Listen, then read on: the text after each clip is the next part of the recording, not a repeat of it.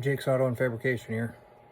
Usually I always show like the finished product, so I thought I'd start showing a little bit more of the nitty gritty. And right now is the most irritating nitty gritty when your gas welder runs out of gas and it's mo 30 in the morning.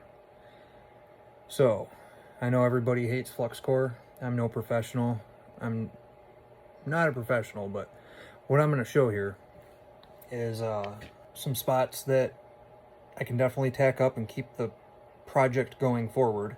Some spots where I get going with the flux core and it's like brings me back to the old times when I first got a Lincoln 110 220 welder, and I didn't know that it didn't come with everything in the little 3x3 foot box.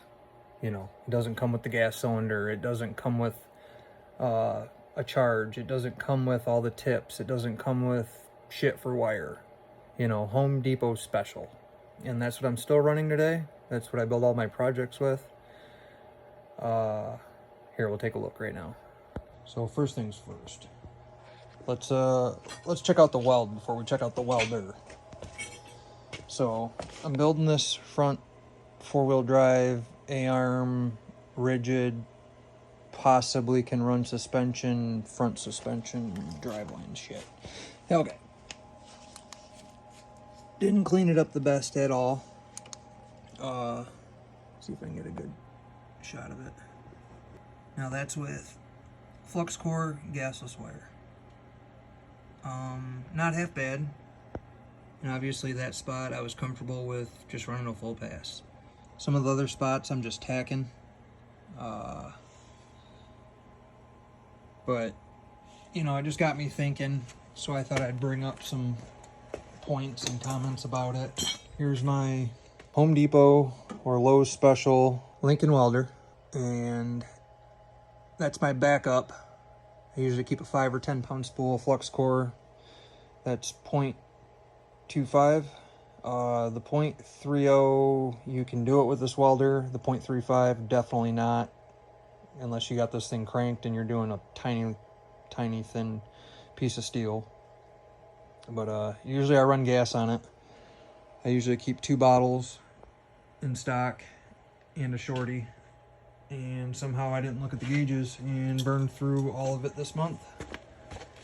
And I got some welds to finish up, so I was going to show how you can do a decent weld. And I know they're pretty strong because the amount of heat that goes through the steel. A couple of things I did notice is when you're doing the weld and you're, you know, doing your C's or your circles or your J's or whatever, your push-pull, with gas wire, you can see right there what's going on. The puddle right behind you is probably a 1/16 of an inch, 1/8 of an inch. When you're using flux core, you gotta look a mile behind you. There's so many sparks and fumes and splatter, and it leaves like a flux coating, obviously, over the bead. But what you're looking for is when you're welding, there's a lot going on with all that mess.